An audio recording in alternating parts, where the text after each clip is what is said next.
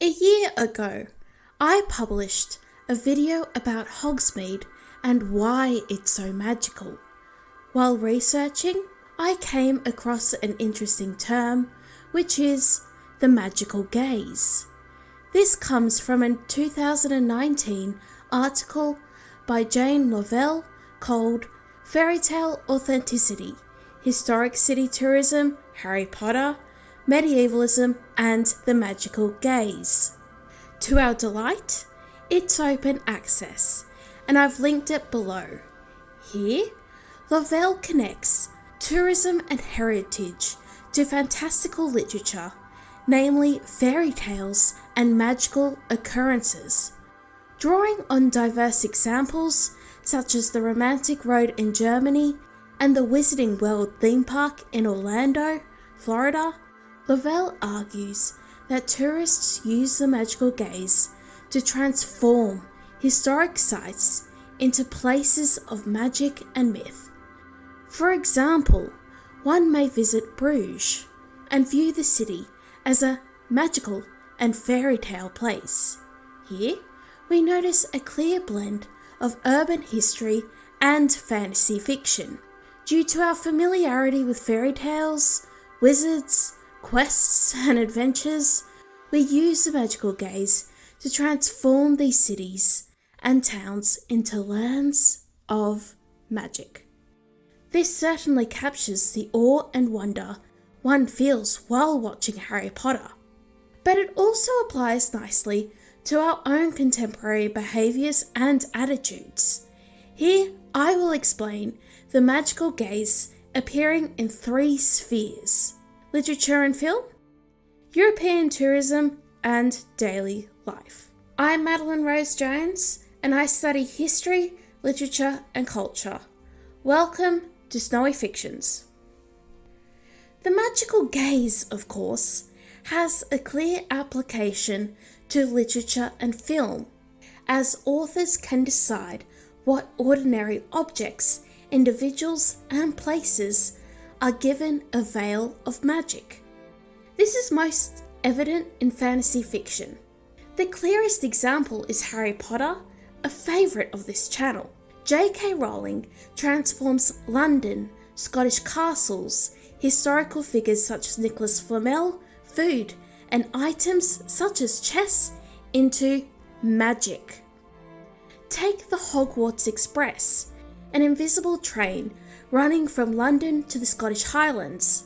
This takes clear stylish cues from the Victorian era, with steam engines and areas of the British Isles enjoying new connections. Yet, it's also magical, with platform 9 3/4 and even the food served having a tint of magic, like the jumping frog from the wizarding cards. We can also see the magical gaze in other fantasy works, namely Jonathan Strange and Mr. Norrell by Susanna Clarke, but also his Dark Materials by Philip Pullman, where Oxford is contextualized in a universe of magic. Guy Gavriel Kay, an author I should really read, has used European history and landscapes as launching pads for his own fantasy stories. Think also of the classic Peter and Wendy, where the London skyline during the Edwardian period is made magical. I am also reminded Wind in the Willows, which transforms the English countryside into a place of mischief and adventure. These magical transformations remind us of what our world could be like. My favourite composer, Richard Wagner, does this by juxtaposing medieval Germanic literature with mythology, Christianity and folklore, as seen in the wondrous Tannhauser and the Rings Quartet. Wagner's music would later inspire King Ludwig II of Bavaria to build his own fairy tale palaces and castles, one of which would even inspire Walt Disney with Sleeping Beauty. Of course, this brings us onto the next part of the magical gaze, European tourism. As Lovell points out, Europe is full of towns with strong ancient and medieval roots. If you live in the United States or Australia, like I do, these European cities and towns are even more special. Much of our world is modern, industrialized, and cosmopolitan, and in many ways, these old towns are reminiscent of a time where the world was not like this.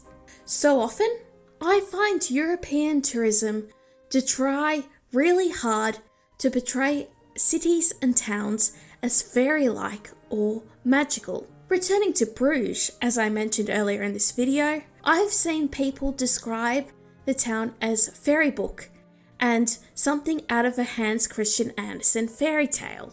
Likewise, I've seen tours advertised that are Harry Potter or Dracula themed across Europe, from Edinburgh and the Scottish Highlands to Romania. I know, many fans of Outlander have travelled around Scotland and are drawn to imagining themselves interwoven into the stories of Claire and Jamie. It also helps that Europe has so many fantastic different sites around the continent. There is something jaw-dropping, genuinely, about the Vatican, or really anywhere in Italy. We can somewhat see the magical gaze being used in the UNESCO World Heritage listings, where whole old towns, such as the one in Strasbourg, are used.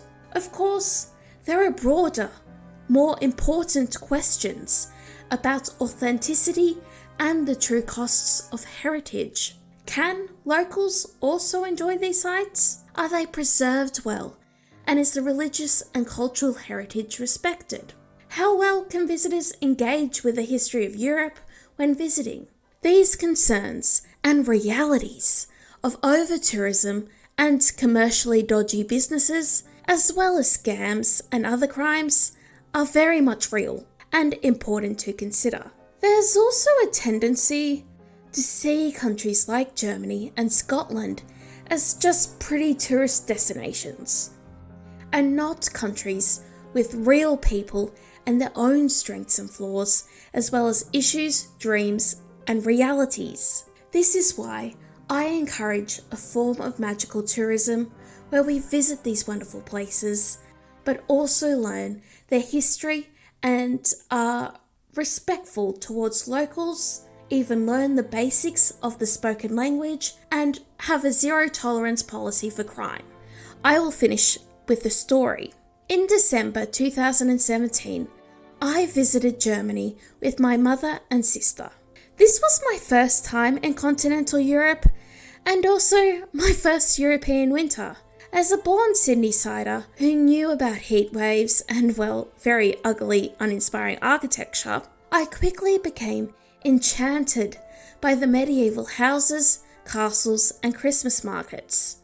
One day we visited Rothenburg ob der Tower, a town in Lower Bavaria. This was the first time I had seen snow in my entire life, and I got to experience it with two family members I care and love for. How is this example of European tourism not magical? I eventually went home from that incredible trip and tried to inject some magic in my own life.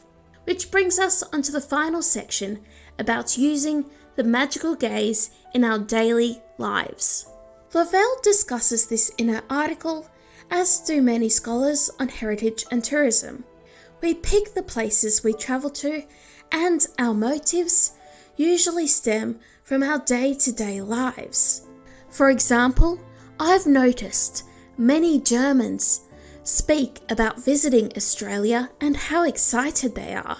This is partially because Australia offers something they cannot find in their home country. Yet, there is an interesting trend of romanticizing your life and seeing typically everyday objects and places as containing great magic. This was certainly the case of two aesthetic movements, cottagecore and dark academia. Simple tasks such as studying and baking were contextualized into a history of magic and literature.